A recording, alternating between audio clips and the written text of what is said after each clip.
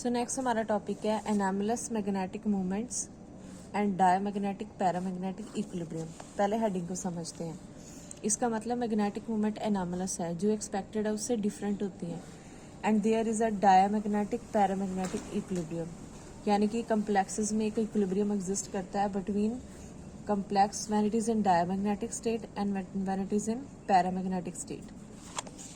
So for example निकल to complexes में क्या होता है कि अगर आप उस कम्प्लेक्स की मैग्नेटिक मूवमेंट को नोट करो इन सॉलिड स्टेट तो आपको लगेगा कि वो डायमैग्नेटिक है या लो स्पिन कम्प्लेक्स है, और जैसे ही हम उसको किसी सूटेबल सॉल्वेंट में डिजोल्व करते हैं यानी कि उसको सोल्यूशन स्टेट में कन्वर्ट करते हैं तो कम्प्लेक्स की अगर हम मैग्नेटिक मूवमेंट नोट करते हैं तो दैट इज इसकी कुछ वैल्यू आती है, right.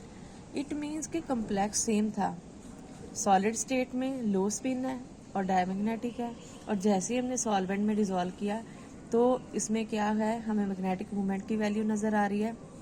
That means it becomes paramagnetic in nature. जैसे कि निकल 2 के केस में जो मैग्नेटिक मूवमेंट आती है that correspond to the presence of 2 unpaired electron.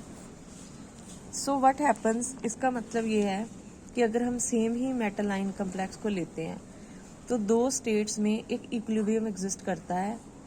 Solid state में वो कौन सी स्टेट में है, डायमैग्नेटिक में, और सोल्यूशन स्टेट में वो क्या है, पैरामैग्नेटिक।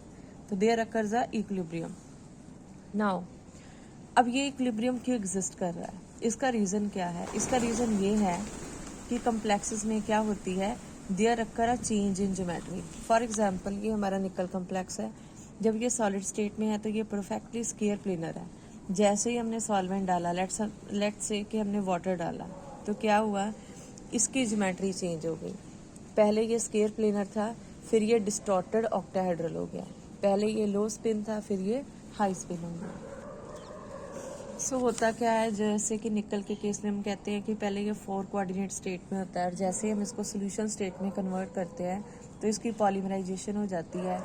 ये 5 कोऑर्डिनेट कम्प्लेक्स भी बनाता है, ये 6 कोऑर्डिनेट कम्प्लेक्स भी बनाता है। अब यहाँ पे एक एग्जांपल ली हुई है जिसमें हमने लाइगेंड लिया है, यानी कि हमारा सॉल्वेंट है एसिटाइल एसीटोन, राइट। सो निकल का जब कम्प्लेक्स होता है with this ligand acetyl acetone तो क्या होता है, लो टेम्परेचर पे दोनों तरह के कम्प्लेक्सेस एग्जिस्ट करते हैं, यानी कि वो कम्प्लेक्स दैट इज डायमैग्नेटिक और वो complex that is paramagnetic. High spin and low spin कितने टेम्परेचर पे, लो टेम्परेचर पे। पर जैसे हम इसको हीट करते हैं तो हमारे पास सिर्फ कौन सा कम्प्लेक्स रह जाता है, diamagnetic complex. It means at high temperature वो जो सॉल्वेंट के कारण डिस्टॉर्शन होती है, यानी कि हाई टेम्परेचर पे क्या होगा, सॉल्वेंट इवेपोरेट हो जाता है। जब यहाँ से सॉल्वेंट ही इवेपोरेट हो गया तो सिर्फ और सिर्फ कौन सी स्ट्रक्चर बचेगी, स्क्वायर प्लेनर ज्योमेट्री, और वो कम्प्लेक्स कौन सी स्टेट में होता है, डायमैग्नेटिक स्टेट में। नाउ दिस डायमैग्नेटिक पैरामैग्नेटिक जो इक्विलिब्रियम होती है ये डिपेंड करती है कुछ फैक्टर्स पे।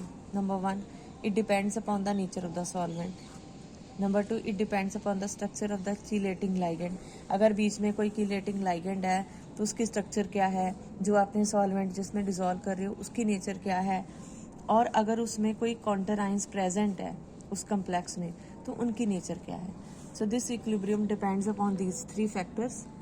उसके बाद there are some examples. For example ये होते हैं कम्प्लेक्स ऐसे क्रोमियम मैग्नीज के इस स्टेट में, तो ये इनका इक्विलिब्रियम है कि हाई स्पिन में ये कॉन्फ़िगरेशन होती है, लो स्पिन में ये कॉन्फ़िगरेशन है। तो ये अलग अलग मेटल आयन है, ये इनकी दोनों स्टेट्स की कॉन्फ़िगरेशन है।